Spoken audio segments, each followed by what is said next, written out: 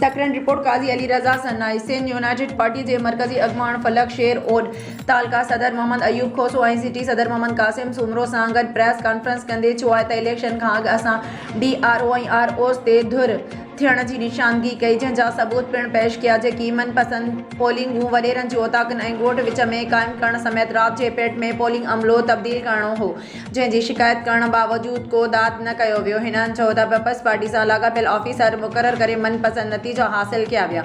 हैरान कंदड़ ॻाल्हि उहा आहे त प्रेज़िडिंग ऑफिसर मास्तर ऐं क्लार्क रखिया विया जेकी अण तजुर्बेकार हुअण करे गुॾा बनियल हुया जिन जो चवणु हो त असीं कंहिं कम मां नथा ॼाणूं।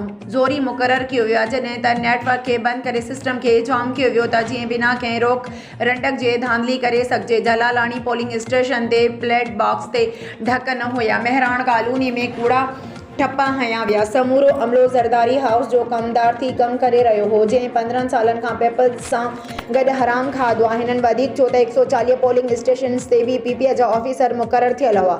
बहरहाल असां ईंदड़ नतीजनि खे मुकमल तौर रद्द करियूं था।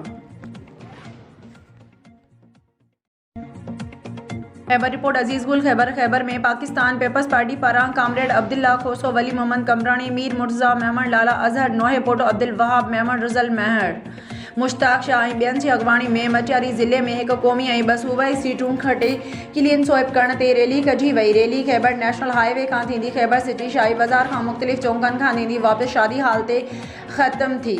उन मौक़े ते अब्दुल्ला खोसो एजाज़ खैबर वली मोहम्मद कमरानी ऐं ॿियनि चयो त खैबर जी अवाम खे सलाम था पेश करियूं जिन PPA जे उम्मीदवारनि खे वोट ॾेई कामयाबु करायो आहे।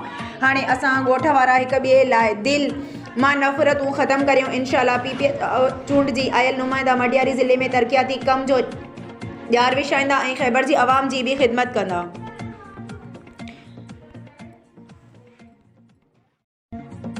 मीरपुर ख़ास रिपोर्ट सूमार समय जो क़ौमी असम्बली जी तक NA 212 मीरपुर ख़ास PPA जो मीर मुनव्वर अली टालपुर 12,1927 वोट खणी कामयाब थी वियो। मीरपुर ख़ास PPA जे नाराज़ आज़ाद उम्मीदवार सैद अली नवाज़ शाह 45,321 वोट खणी सघियो। PS 48 मीरपुर ख़ास मां GDA उम्मीदवार मीर जानुल्ला टालपुर 12,746 वोट हासिल किया। ॿिए नंबर ते ऐं PP उम्मीदवार तारिक टालपुर 6,602 वोट खणी पहिरियों नंबर ते रहियो जॾहिं त PS 48 मीरपुर ख़ास मां अरबा विनायतुल्ला 15,638 वोट खणी सघियो। रिपोर्ट सूमार समय जो।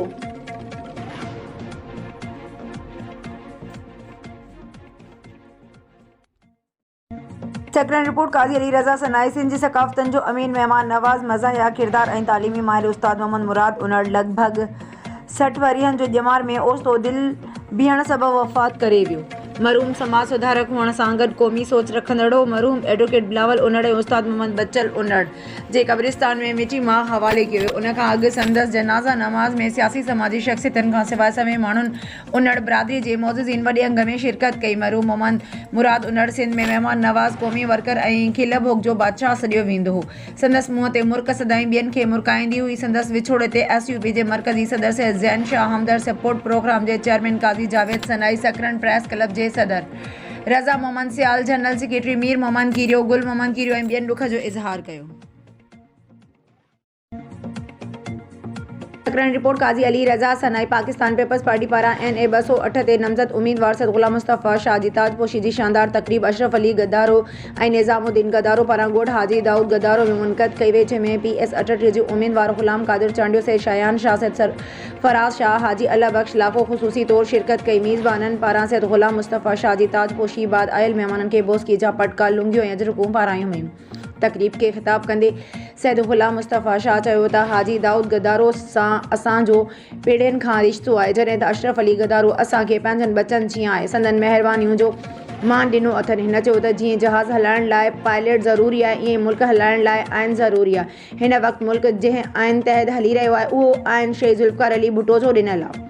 हिन चयो त क़ुर्बानियूं जेकॾहिं ॻणजनि त वधि में वधि क़ुर्बानी जान जी हूंदी आहे जेका असांजे क़ाइद शहीद बेनज़ीर भुट्टो ॾे अमर थी वई। हिन वधीक चयो त जॾहिं मोहतरमा बेनज़ीर भुट्टो जतला वतनी ख़त्म करे वापसि वतन मोटी रही हुई त दुबई ऐं अमरीकी एजेंसियुनि खेसि झलियो त पाकिस्तान न वञो अव्हांखे ख़तरो थी सघे थो पर मोहतरमा जान जी परवाह न करण खां सवाइ पाकिस्तान आई मथसि कारसाज़ ते हमिलो थियो पर पाण हिमत न हारी जिदोजहद जारी रखी निट शहादत माणी असीं उन जा सिपाही थी कमु करे रहिया आहियूं।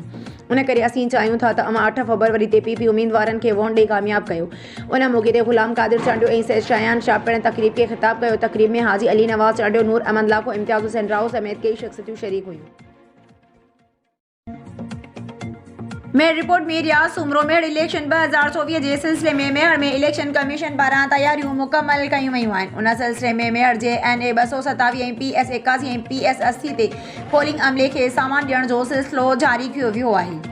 RO ऐं NROs पारां पोलिंग अमले लाइ गाॾियुनि जो इंतज़ाम मुकमल कयो वियो आहे। NA 227 ते कुल आबादी 90,534 आहे, जॾहिं त रजिस्टर्ड वोटर्स जो तादाद 4,79,411, जॾहिं त NA 227 ते टोटल पोलिंग स्टेशन जो तादाद 333 आहे, जिन मां इंतिहाई हिसास पोलिंग स्टेशन 95, हिसास पोलिंग स्टेशन 73 ऐं नॉर्मल पोलिंग स्टेशन जो तादाद 165 आहे। मेहर जे सूबाई तक PS 81 जो कुल आबादी 4,41,905 आहे, जॾहिं त रजिस्टर्ड वोटर्स जो तादाद 2,23,866 आहे ऐं टोटल पोलिंग स्टेशननि जो तादाद 158 आहे, जिन मां इंतिहाई हिसास 50, हिसास पोलिंग 34, नॉर्मल पोलिंग स्टेशन जो तादाद 74 आहे। होॾां हर हिकु पोलिंग स्टेशन ते हिकु प्रिज़ाइडिंग ऑफिसर, 7 असिस्टेंट प्रिज़ाइडिंग, 3 पोलिंग ऑफिसर मुक़ररु थियल आहिनि, जॾहिं त हर हिकु पोलिंग स्टेशन ते हिकु ASI समेत 4 पुलिस अहलकारनि खे मुक़ररु कयो वियो आहे ऐं इंतिहाई हिसास पोलिंग स्टेशननि ते हिकु आर्मी ऐं रेंजर्स अहलकार खे पिणु मुक़ररु कयो पियो वञे। सेक्रेटरी रिपोर्ट काज़ी अली रज़ा सनाई पाकिस्तान तहरीक इंसाफ पारां NA 208 ते नामज़द उम्मीदवार गुल मोहम्मद रिंद ऐं PS 38 ते नामज़द उम्मीदवार मोहम्मद नदीम राजपूत चूंड वर्क जो टाइम ख़त्म थियण ते संदन शानदार ऐं कामयाब मुहिम मुकमल थियण बाद हमदर्द हाउस ते आतिशबाज़ी करे जश्न मल्हायो वियो। उन मौक़े ते गुल मोहम्मद रिंद ॻाल्हाए वे चयो त असां जश्न उन करे मल्हाए रहिया आहियूं जो जंहिं नमूने सां शहर तौर बहराड़ी में अवाम पारां जेका वोट मिली उन मां मुतमैन आहियूं त ईंदड़ वक़्तु इमरान ख़ान जो आहे। उन मौक़े ते हिसाम खान रिंद, कामिल रिंद, इब्राहिम पाई, इकबाल रिंद, अमीर गुल रिंद, गुलाम मुस्तफ़ा जलालानी, मुजीब लाखो, निसार परियार, शहजाद रिंद, फ़हीम पाई, राजेश कुमार ऐं बाबू रिंद समेत कई पार्टी वर्कर मौजूद हुआ।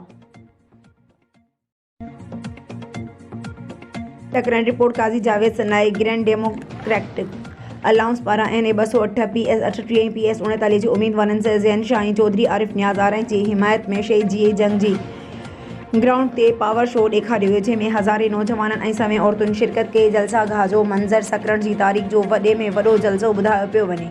SUP जे नौजवाननि जलसा गाह जा इंतज़ाम संभालिया, जॾहिं त सिक्योरिटी जा इंतज़ाम पिणु सख़्त कया विया हुआ। 100 फुटनि जी स्टेज ते मुख़्तलिफ़ तंज़ीमुनि जे क़ाइदीन खे विहारियो वियो, जिन खां तरतीबवार गुफ़्तगू कराई वई। उन दौरान मुख़्तलिफ़ शख़्सियतनि पारां सैयद ज़ैन शाह खे बोस्कीअ जा पटका पाराया विया, जॾहिं त स्टेज ते समूरनि आयल महिमाननि खे लुंगिन ऐं अजरकनि जा तोहफ़ा पेश किया विया। जलसा आम में जिन अॻवाननि शिरकत कई उन्हनि में जगदीश आहूजा, मोहब खान जमाली, मुजाहिद जमाली, मैडम तबस्सुम, राशिद खोसो, अब्दुल कय्यूम चन्ना, असलम कोरेजो, रहीम बख्श संजरानी, फ़कीर निज़ामुद्दीन संजरानी, गुल मोहम्मद जलबानी, ग़ुलाम नबी कीरियो, अमजद ख़ानज़ादा ऐं ॿिया शामिल हुआ।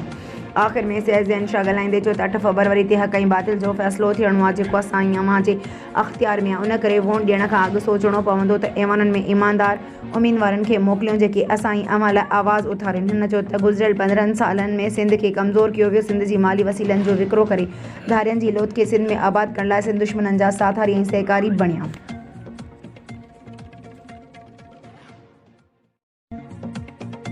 रिपोर्ट रियाज़ अली मीरानी शिकारपुर। SSP शिकारपुर डॉक्टर मोहम्मद इमरान खान के हुक्म की रोशनी में ASP सिटी मोहम्मद उस्मान खान की निगरानी में DSP Khanpur, DSP lucky Ghulam Shah, DHR ranger समेत पुलिस और रेंजर्स के अहलकार जिले के मुख्तलिफ इलाक़नि में सर्चिंग कॉम्बिंग ऑपरेशन कयो वियो।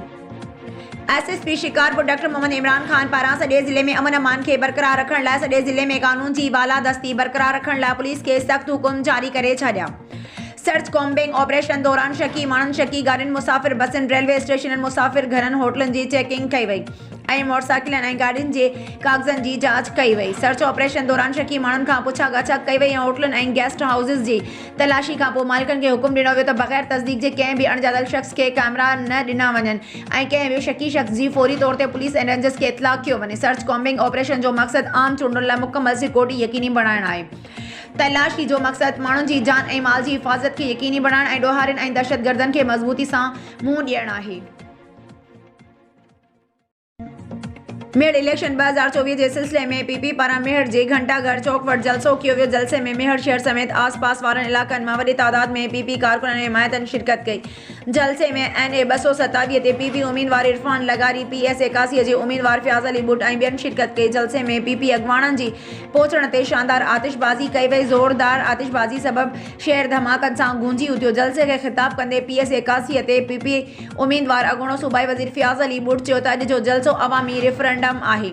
मेयर जी अवाम चोर दरवाज़े खां इक़्तिदार में ईंदड़नि ख़िलाफ़ पंहिंजो फ़ैसिलो ॿुधाए छॾियो आहे। ईंदड़ इलेक्शन में पूरी सिंध में पीपी उम्मीदवार अथसि। जलसे खे NA 227 जी उम्मीदवार इरफान लगारी, इम्तियाज़ पाशा बुट, गुलाम दस्तगीर, बुरड़ अब्दुल गफ़ार एरी, रिटायर्ड ब्रिगेडियर तारिक कादिर लाखेर ऐं ॿियनि ख़िताब कयो।